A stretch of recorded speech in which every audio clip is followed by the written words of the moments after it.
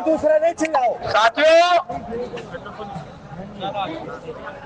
आ जाइए और बिल्कुल शांत हो जाइए, सुनिए। मित्रों, हमारी बैठक पुलिस सेक्रेटरी साहब और राजीव शर्मा के साथ हुई है, बहुत अच्छी हुई है। विभाग ने ये स्वीकार कर लिया है कि ये जो एग्जिस्टिंग गाइडलाइंस हैं 1 अगस्त वाली, उसको 31 दिसंबर तक लागू नहीं किया जाएगा। क्या बात है! और एक मिनट सुन तो लो।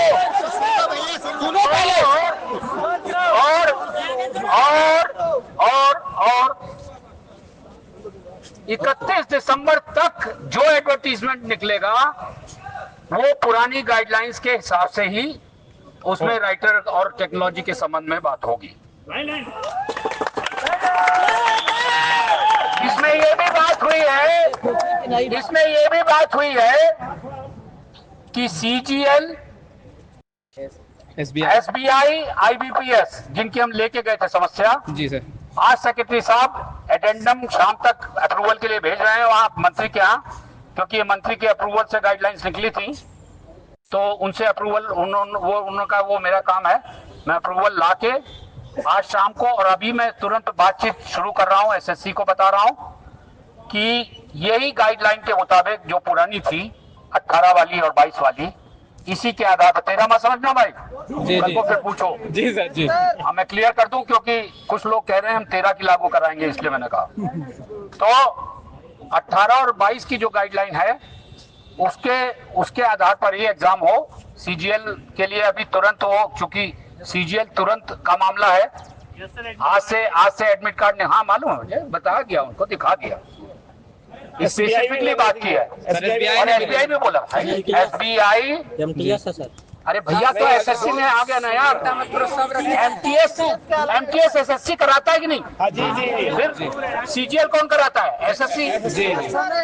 हम उनका नाम ले रहे हैं एग्जामिनिंग बॉडीज का, जैसे आईबीपीएस अलग है एसएससी से, एसबीआई अलग है एसएससी से, तो ये अभी 3 हमें एकदम सामने आए हैं। जी सर। तो इनका 3 का तुरंत, तो उन्होंने कहा कि मैं इन सबसे संबंधित लोगों से तुरंत बात करता हूं और अप्रूवल आते ही वो एडेंडम इशू करके हमको भेज देंगे, वो कॉपी, और इन सबको भेज देंगे। और अभी आप लोग, पहली बात ये है कि आपको, एक तो आपकी संघर्षशीलता के लिए आपको बधाई। दूसरी बात ये है कि कल सुबह हम एडेंडम को प्राप्त करने के बाद फॉर्मली तब अनाउंस करेंगे अपने आंदोलन की समाप्ति। ठीक है? नहीं बता तो रहा हूं। अरे भाई, अरे यार अजीब आदमी है यार, तो खड़े रहो फिर यहाँ, रिटर्न में दे दो। अरे जब कह रहे हैं एडेंडम ऑर्डर के रूप में निकलवाना, लेटर लेके क्या करेंगे बताओ यार? कल तक वो बोल ही रहे हैं, तो क्या दिक्कत? नहीं, एडेंडम एक बार बताओ ना, लेटर वो अभी लिख के दे देंगे। लेटर मान लो, उस लेटर की कोई वैल्यू है? सामने कोई वैल्यू है क्या? नहीं सर, बिल्कुल नहीं, वो हटना चाहिए। वो कल ऑर्डर आएगा, ऑर्डर की वैल्यू है ना यार। बिल्कुल सर, उन्होंने कहा है कल सुबह आपको एडेंडम मिल जाएगा, ऑर्डर मिल जाएगा, और आज अभी से प्रक्रिया हम शुरू कर रहे हैं। जी सर। उनसे बात करने की, उनको बताने की कि एडेंडम आ रहा है। जी। तो आप इसमें इन्फोर्स नहीं कर सकते 31 दिसंबर तक इस गाइडलाइन को। पुरानी गाइडलाइन आप अपना राइटर ले जाएं, पुरानी गाइडलाइन के हिसाब से ले जाएं। हाँ, जो जैसे एसएससी में ओटीआर है, तो ओटीआर तो करना पड़ेगा सर। एसबीआई में ओटीआर नहीं था इस बार। अरे होने दो भाई, वो तो करेंगे, वो तो करेंगे। सुनो एक मिनट, वो तो करेंगे। आप मेरी बात सुनिए। अभी यहाँ पे 2 बच्चे, इसीलिए मैं लेके गया था। यहाँ बैठ के खड़े होकर कहना बहुत आसान है, वहाँ जो चल रही है ना बातें कि 5-5 लाख आप गरीबों का साथ अन्याय कर रहे हो, 5 लाख जो देने की क्षमता रखता है उसको आप इस तरह ले जाने दे रहे हो, आप इसकी ये इस प्रैक्टिस का बढ़ावा दे रहे हो उंगटा जी, ये सब बातें चलती हैं भाई। नहीं सब समझ रहे हैं, आप लोग समझने की कोशिश कीजिए। हर चीज एक बात सुन लो भाई, चाहे बुरा लगे चाहे भला लगे, एक बात सुन लो। पहले वाली स्थिति नहीं रहने वाली है, ये आप बिल्कुल साफ समझ लो। अब आपको निर्णय जो लेना है वो ये है कि अगर आपके घर में डाकू घुसा हुआ है तो कितना माल बचा सकते हो, कितना नहीं, ये जरूरी है। और नहीं, ये आपको वस्तु स्थिति बता रहा हूँ भाई। सही बात है सर। कम से कम मुझसे आशा मत करना इससे ज्यादा की कुछ। सर नहीं, बता रहा हूँ जो स्थिति है यार, लेकिन जो जबरदस्ती क्या, जो रफ पेपर अगर वह इस्तेमाल नहीं किया दिया जाता है सर, वो होगा इसमें वो गाइडलाइंस। जैसे सुनिए एक मिनट, अभी इन बातों को इसलिए अगर उठाओगे ना तो एक मिनट, अगर अभी ये सब बातें उठाओगे तो फिर नई गाइडलाइन की झलक आ जाएगी भाई, सर परंतु कि वो कहेंगे अरे यार छोड़ो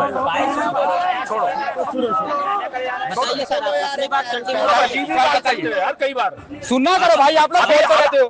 अभी तक तुम्हें रफ पेपर के बिना देने दिया जा रहा था ना भाई, बिल्कुल। अभी तक कर पाए कुछ नहीं फिर अभी ये सब बातें जितनी उठाओगे ना, जितनी नई बातें उठाओगे उतना बढ़ेगा मैटर, उतना ही बढ़ेगा मैटर, नहीं होगा इश्यू एडेंडम, ध्यान रखना। चाहे हम आप रोज आके बैठ जाएं वहां भूख हड़ताल शुरू कर दें, कुछ नहीं होगा। इस समय बहुत परसेप्शन खराब है। ये बच्चे गए थे नीलेश और सोनम, ये आपको खुद ही बताएंगे अगर मैं कुछ गलत बोल रहा हूं तो। और हमारी छवि इतनी खराब हो गई है कि हम गरीबों के साथ, गरीब ब्लाइंड के साथ, रूरल ब्लाइंड के साथ अन्याय करवा रहे हैं। आप समझने की कोशिश नहीं कर रहे हैं, आप नई नई बातें रोज ला रहे हैं। अरे भाई, जो अभी तक हमारे साथ हो रहा था वो तो हो ही रहा था। कम से कम वही बात फिर कह रहा हूं, डाका पड़ रहा है, डाकू घुस गया भाई। अब पुलिस अगर पहुंची है तो थोड़ा बहुत, पुलिस के फॉर्म में हम हैं तो थोड़ा बहुत तो बचा लेने दो, या सारा लुटा दूं? नहीं सर, तो आप लोग समझिए, आज का प्रोटेस्ट हो गया है, आज का प्रोटेस्ट हो गया है, कल का हमने वापस नहीं लिया है, ठीक है सर। अभी भी रुकेंगे ना सर? अब कहाँ? नहीं, अब क्या करूँ, रुक, मतलब यहाँ नहीं, जैसे अपने वहाँ पे, जैसे जो दूर दराज से, हाँ, जो रुकना चाहे बिल्कुल रुके, क्योंकि कल हम एडेंडम आने के बाद ही फॉर्मल घोषणा करेंगे भाई। जी सर, ठीक है जी। हमने इसीलिए जो कल लोग आज चले हैं, हाँ। कल के लिए या परसों के लिए, उनको चलने दिया है। बिल्कुल सर, सही है ये, हमने चलने दिया है बिल्कुल, क्योंकि एडेंडम आने के बाद ही हम फॉर्मल घोषणा करेंगे।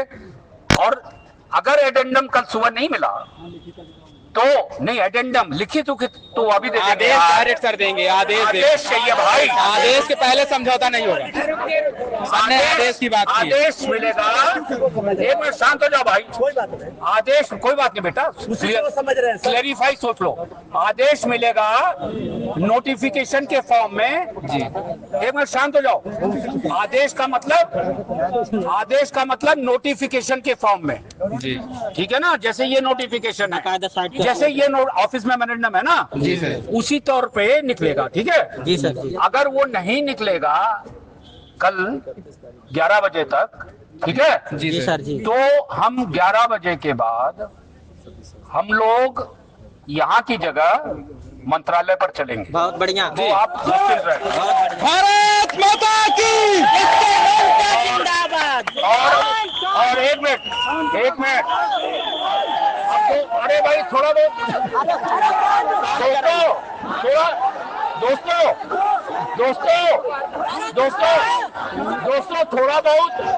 थोड़ा बहुत मुझे भी गला खोल लेने दो।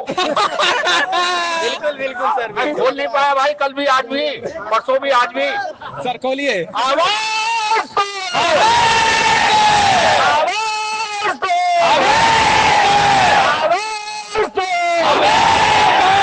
नितिन एकता जिंदाबाद, नितिन एकता जिंदाबाद, इसके रोंगटा जिंदाबाद, इसके रोंगटा जिंदाबाद। दोस्तों, आप लोगों ने खाना खा लिया कि नहीं? बिल्कुल सर, सबने खा लिया है? हाँ जी सर। आपने खाया सर? आपने खाया कि नहीं सर? वो अभी नहीं, मैं तो अभी बाद में खाऊंगा। सर फास्ट में है क्या? नहीं, फास्ट कुछ नहीं है। आप खा लीजिए सर, खाना खाइए सर। अब आप खाना खाइए, आगे की बात अब होती तो है। अब मुझे लगता है कि बसेस लगी हैं क्या? बसेस मंगा लो। रोंगटा जैसा, हाँ बोलो, शांत हो जाओ। हेलो,